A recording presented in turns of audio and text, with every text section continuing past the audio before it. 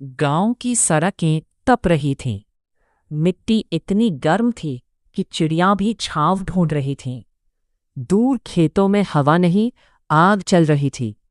एक बूढ़ा आदमी लड़खड़ाते हुए सड़क पर गिर पड़ा। पानी। उसकी सूखी आवाज निकली, लेकिन आसपास कोई नहीं था। तभी 14 साल का छोटा लड़का चंदू दौड़ता हुआ आया। काका, आंख खोलो काका। उसने अपना छोटा सा पानी का लोटा बूढ़े के मुंह से लगाया, मगर लोटा खाली था। बूढ़े की गर्दन एक तरफ झुक गई। चंदू डर गया।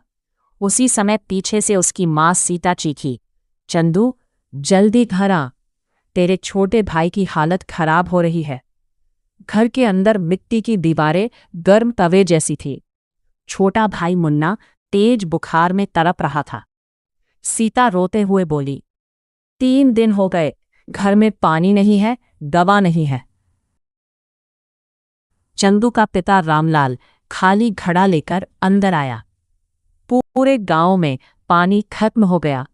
सीता टूट गई। तो क्या हम ऐसे ही मर जाएंगे?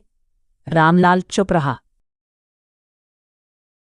बाहर अमीर जमींदार ठाकुर वीरेंद्र सिंह के घर में बड़े टैंकर से पानी भर रहा था। बच्चे उसके घर के बाहर खड़े प्यास से तड़प रहे थे। ठाकुर का नौकर डंडा दिखाकर बोला, भागो यहां से। चांदनी रात में चंदू अकेला सूखे कुएं के पास बैठा था। उसकी आंखों में आंसू थे। भगवान, अगर पानी नहीं दिया तो मेरा भाई मर जाएगा। तभी गांव का बूढ़ा बाबा आया। बेटा, इस गांव के नीचे पानी है। चंदू चौंक गया। फिर कुएं सूखे क्यों है? बाबा धीरे बोला, क्योंकि ठाकुर ने पहाड़ी वाले झरने का रास्ता बंद कर दिया है। चंदू हैरान रह गया। मतलब पानी है? हाँ, मगर गरीबों के लिए नहीं। चंदू की आंखों में गुस्सा भर गया। उस रात एक गरीब लड़के के अंदर डर नहीं, आग पैदा हुई थी। क्या चंदू ठाकुर के खिलाफ खड़ा हो पाएगा? तेज गर्मी में अचानक मुन्ना बेहोश हो गया। सीता चिल्लाई, कोई पानी लाओ, लेकिन पूरे गांव में पानी नहीं था। रामलाल दौड़कर ठाकुर के घर पहुंचा।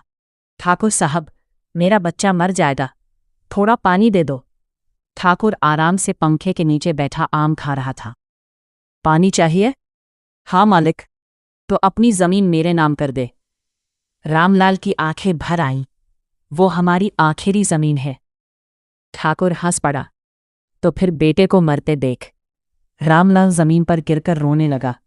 गरीबी इंसान को इतना मजबूर बना देती है। चंदू अपने दोस्त गुड्डू के साथ पहाड़ी की तरफ गया। तेज गर्म हवा चल रही थी। दोनों पत्थरों के पीछे छिपकर देखने लगे। उन्होंने देखा, बड़ा पाइप पहाड़ी के झरने से सीधे ठाकुर के फार्म हाउस तक जा रहा था। गुड्डू डर गया। अगर ठाकुर को पता चल गया तो वो मार देगा। चंदू गुस्से में बोला, मरना तो वैसे भी है। तभी 2 नौकर आते दिखे। दोनों बच्चे पत्थरों के पीछे छिप गए। नौकर बोले, पूरा गांव प्यासा मर जाए, लेकिन पानी बाहर नहीं जाना चाहिए। चंदू की मुट्ठियां भींच गई। अब चंदू समझ चुका था, गांव की प्यास किस्मत नहीं, किसी की लालच थी। क्या चंदू पाइप तोड़ पाएगा? आसमान में बिजली चमक रही थी। चंदू हाथ में हथौड़ा लेकर पाइप के पास पहुंचा। उसके हाथ कांप रहे थे। अगर पकड़ा गया तो? फिर उसे मुन्ना का चेहरा याद आया। उसने पूरी ताकत से पाइप पर वार किया। धड़ाम! पाइप